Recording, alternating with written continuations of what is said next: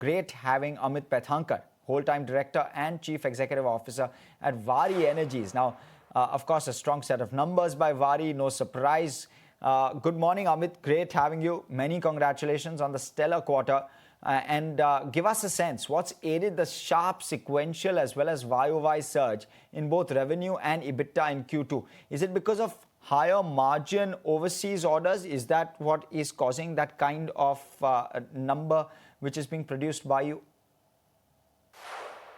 Yes, it's been the best ever quarter for us from a revenue perspective, from a profitability perspective. It's been record breaking. So thank you very much for your compliments. The key reasons, I would say there are four reasons, and these are the key areas that we keep pushing for.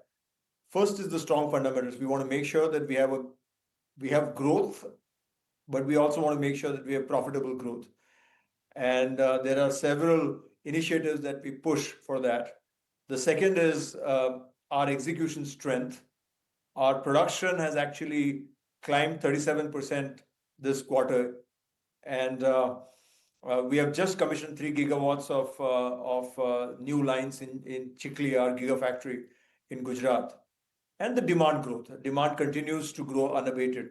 And like you said, one of the important reasons for that is also the content of United States orders in the overall mix, where the margins are very good.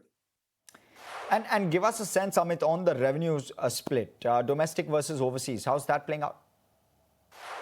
So roughly 60-40 is what you can say at this point in time.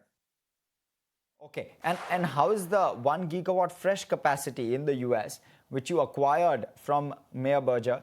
How's that coming along? It's coming along well. It's a Mayerberger facility in Arizona, and it should be, I would say, operational in the next 3 to 6 months. Okay, that makes sense. And this capacity in HJT technology, which is new to your portfolio, right? You only make mono PERC, and now increasingly Topcon modules is also something that you add to your arsenal. What are the challenges and opportunities of having that as part of your portfolio? Give us a sense. HJT is a technology which is of a very high efficiency. We use Topcon and HJT as fairly dominant. Topcon with its new variants now is also coming very close to HJT from an efficiency perspective. It's actually a good addition for us. HJT as a technology in our portfolio is a very good addition for us.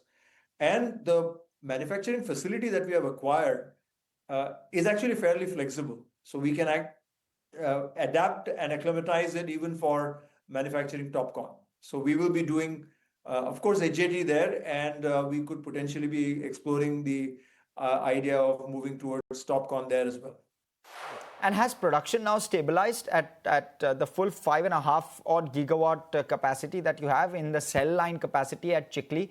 Also, this is for monoPERC cells, right? Do you have plans to make Topcon cells there as well? Give us a sense.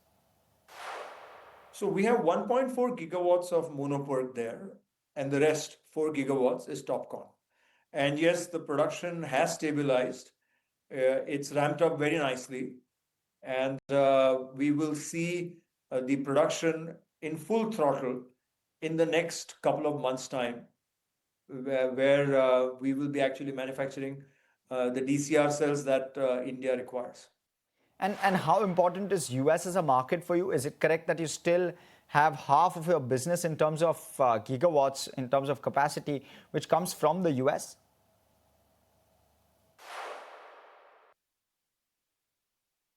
Be a very important market for us, and there are reasons for that.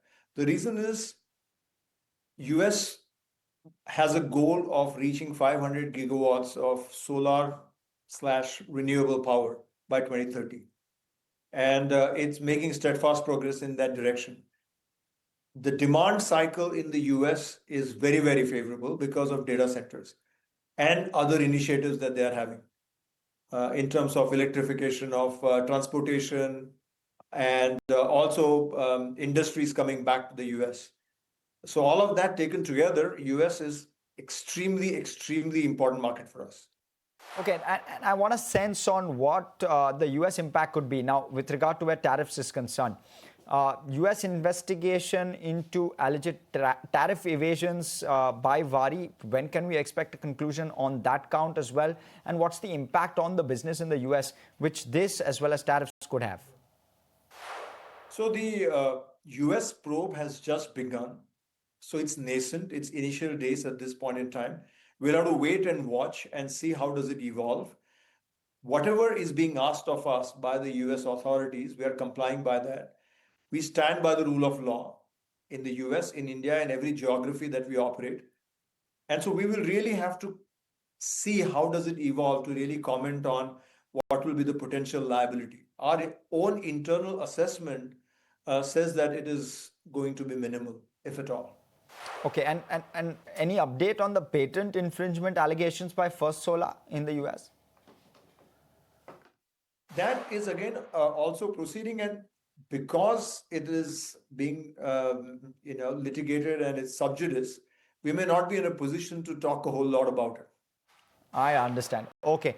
Thank you, Mr. Paithankar, for coming and speaking with us. Absolute pleasure having you here.